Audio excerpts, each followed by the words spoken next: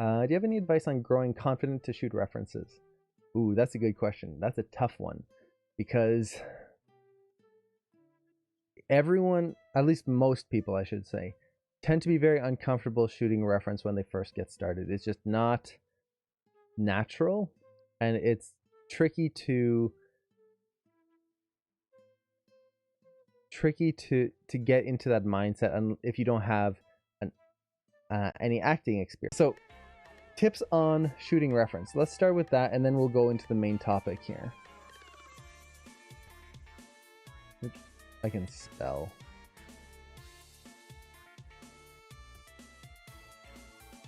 So tips on shooting reference. The first one, and this is the one that helped me the most, but it's also the one that I find is the hardest to kind of get into, is have fun.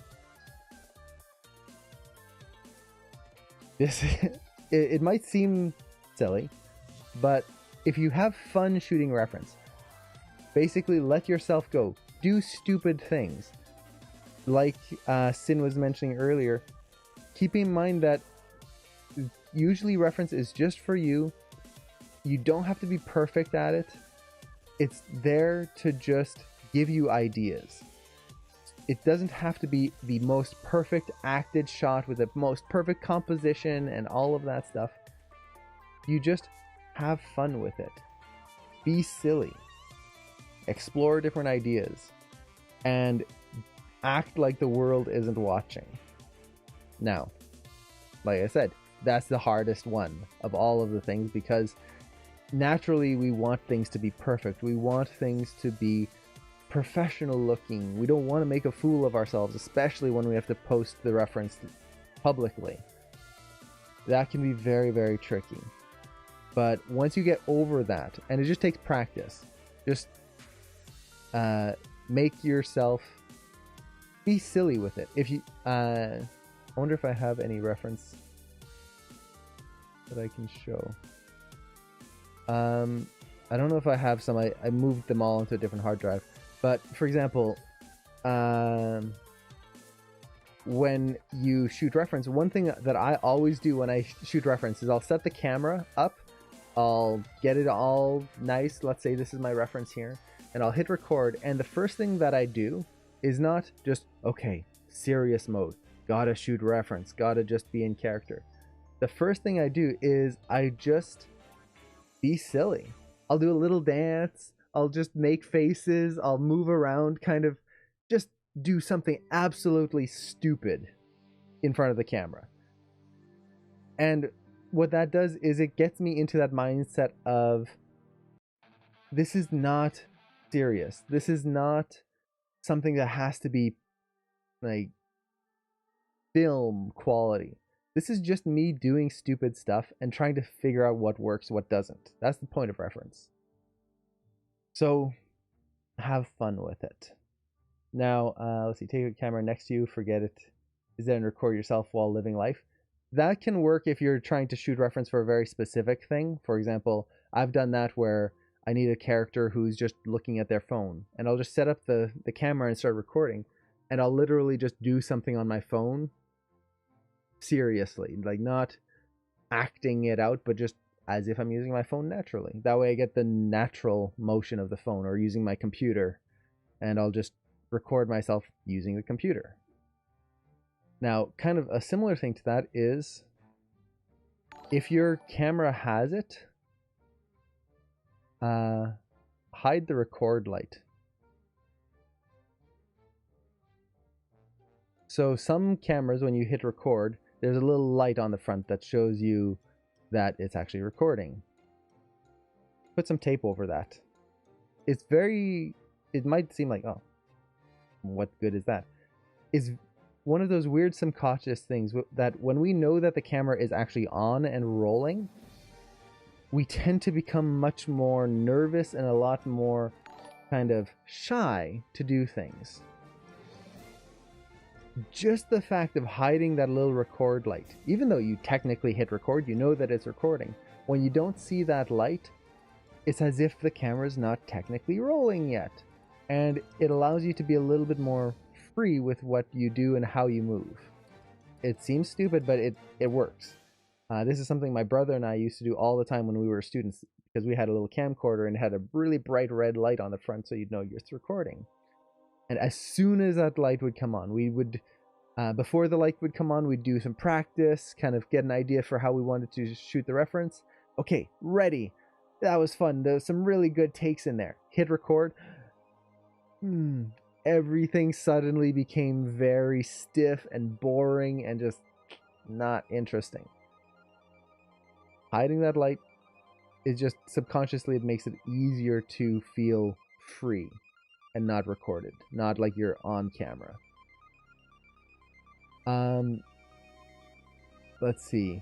The next thing, have you ever recorded and the camera didn't show the right position? I don't know what you mean by that. Do you mean like the camera wasn't framed properly? No, normally we go through, both camera and I, we go through a lot of process of making sure the camera's framed properly, that we set up a tripod or we tie it down to something. I think one time we just tied the camera to a tree to make sure that it wouldn't move, so that we got the proper framing, the proper whatever. Basically, I don't want to waste time recording something only to find out that the camera was pointed in the wrong direction or it fell over halfway through, something like that. Does that mean that hasn't happened? No. There's been times when I've recorded something and I forgot to hit the record button, or the camera did fall over or something like that. But it wasn't through lack of trying, it was just random accident. So,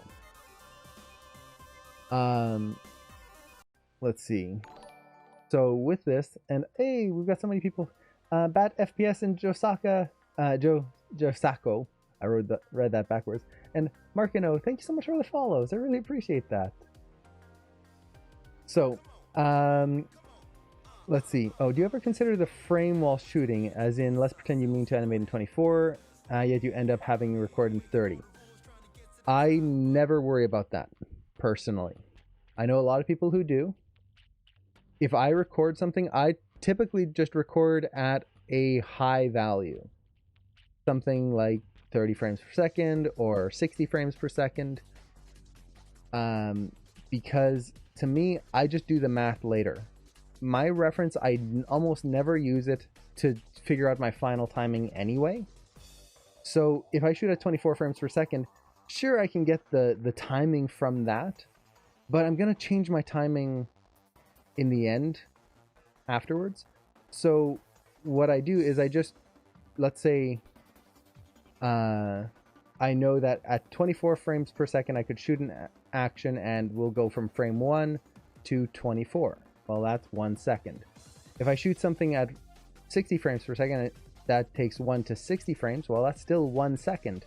I can just do the math. If it takes 1 to, so this is at 30 FPS, or sorry, let's say this is at 60 FPS and it takes 30 frames, well, that's going to be half a second or 12 frames. So I just do the math in my head. I just time it out. If I do want to take the timing from my reference, I'll time it out and just do the math. I've gotten used to it. If the math is a little off or isn't quite exact, I don't care, because I'm going to retime it anyway. I'm going to make it faster or slower, make the holds a little bit more holdy, make the fast motions a little fasty. Basically just exaggerate. So for me, I don't usually care. If I have to bring my reference into Maya, for example, as an image plane, then I'll just convert it to 24 frames per second if I have to. If my camera is already at 24, well, I'll leave it there. Don't have to worry about it. But yeah, I don't make a big deal about getting it exactly one to one and exactly how I want it. I used to be like that, but to me it was more work than was necessary. Let's see. So with that, the next thing for shooting reference, the next tip that helps me quite a bit. So we have have fun, which is basically just make a fool of yourself. Don't worry about being professional and always in a good light. Hide their cord light. Very basic, but it helps. The next one is, and this comes more into the acting side of things, is figure out your character.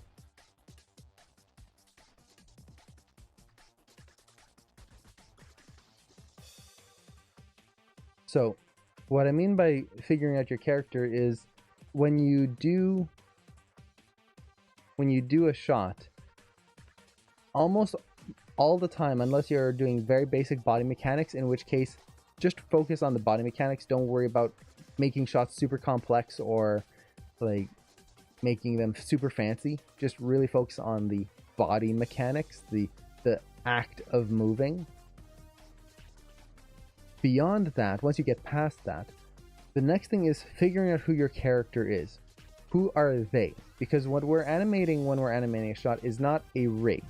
I'm not animating the Stella rig, the Aya rig, the Zelda rig, the Link rig. I am animating a character. This is Bob. This is Ellen. This is Link. Not the Link rig. This is Link. So who is this character? Who is Bob? Well, they can be anything. They could be happy-go-lucky, very energetic, and they move around a lot, and everything they do is just super high energy. Or they could be lazy and tired, and just everything is, oh, the sun's bright outside. Ugh, God, it's gonna be hot. Oh, the sun's out. Ugh, now it's gonna be cold. I have to put on a sweater. Ugh. And everything's negative. Regardless of what happens in the day, everything has a negative spin on it. Oh, the wind is blowing outside. Ugh. Yeah, now my hair is gonna get all messy. Oh, there's no wind. Ugh, now it's gonna be too hot. They could be a character like that where no matter what, they put a negative spin on it. Or you could go the opposite where, oh, it's sunny. Yay, what a beautiful, wonderful day. Oh, it's cloudy. Yay, I can go out and I don't have to worry about sunscreen. Yes. Totally different personality. But that same, or those two different people, and you could have all sorts of different characters in your shot, can do the same action. What that means is that when you're shooting reference, you are not animating just an action. So for example, if I'm going to reach for something, ow, I shouldn't do that. Why did I choose reaching for something when I tore the muscles in the arm? Let's try reaching for it again. See, this is another thing. Maybe your character is sore and growing old. Oh wow, that hurt. So let's go full screen here. So as they're reaching for something, what if they're really slow and lethargic? Whatever. And they put no effort into it. The shoulder barely moves. But when you have that character, these things, as long as you're thinking of your character, these things will start coming naturally. Versus if you're just, okay, I've got to reach for something. I didn't like that. Let's try reaching for it a different way. That didn't. Let's reach for it a different. And all you're doing is repeating the same action with a different way of doing it. Which works.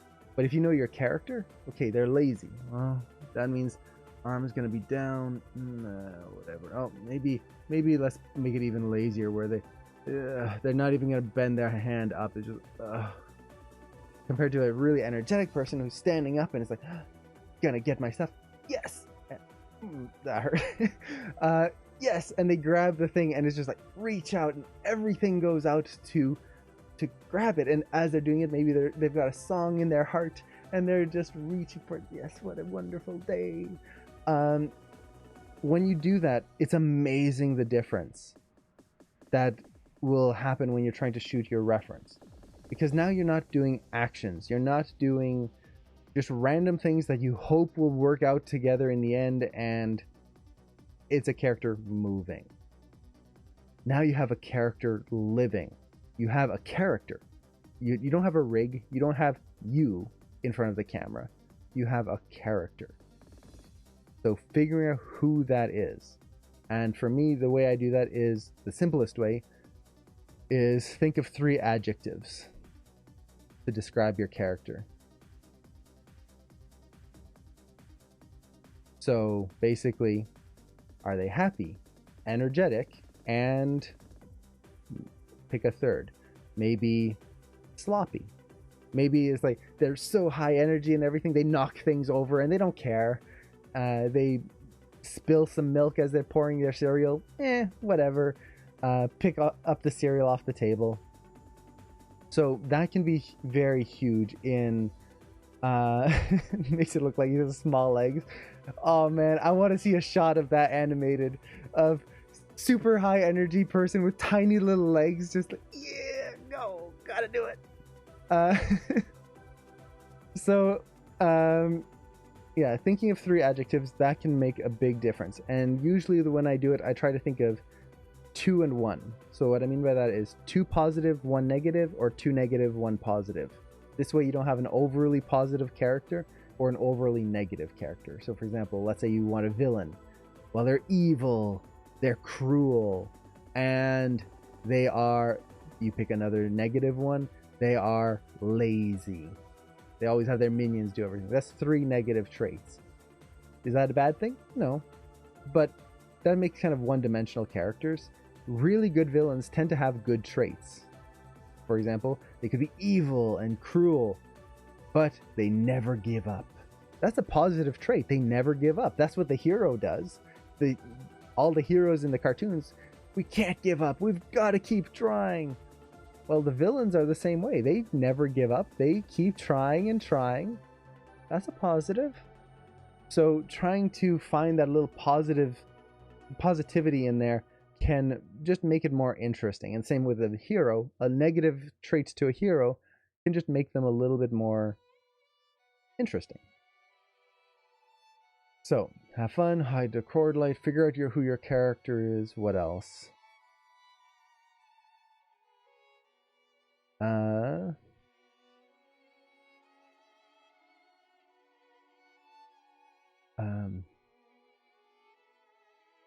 I'm just trying to think how I want to phrase it. Don't aim for one shot. One perfect shot.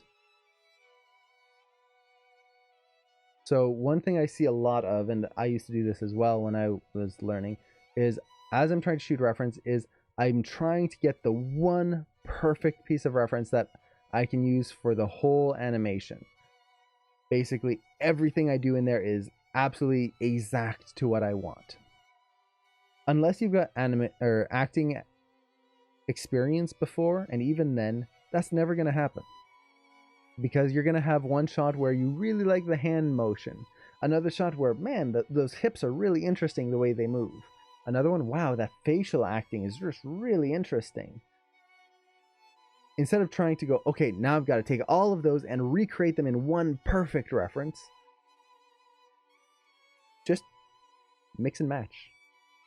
In the end, you're going to have a collage of reference, not one perfect reference. You might have one that you kind of use as your kind of linchpin reference. It's the kind of the one reference that everything else kind of ties onto.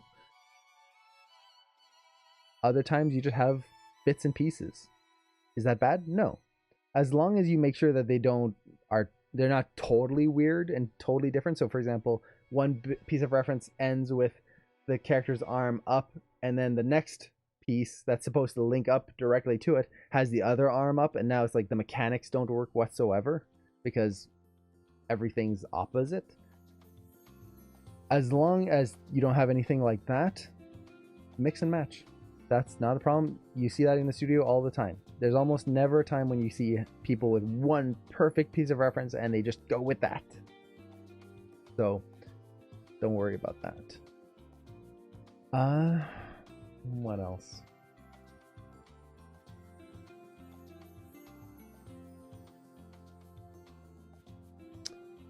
This is a tricky one, but if you're in something like Animation Mentor, you've got a community of people. Ask others to shoot reference.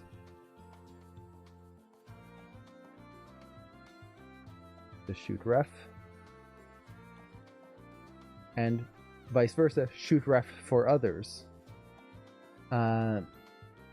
So this is just one of those things where sometimes you're just not gonna get the reference that you need. For example, you might need reference of, well, let's say for me, I might need reference of a very feminine walk, maybe a very slight person. I'm not that slight. I'm kind of heavy-footed. When I walk, it's kind of stompy.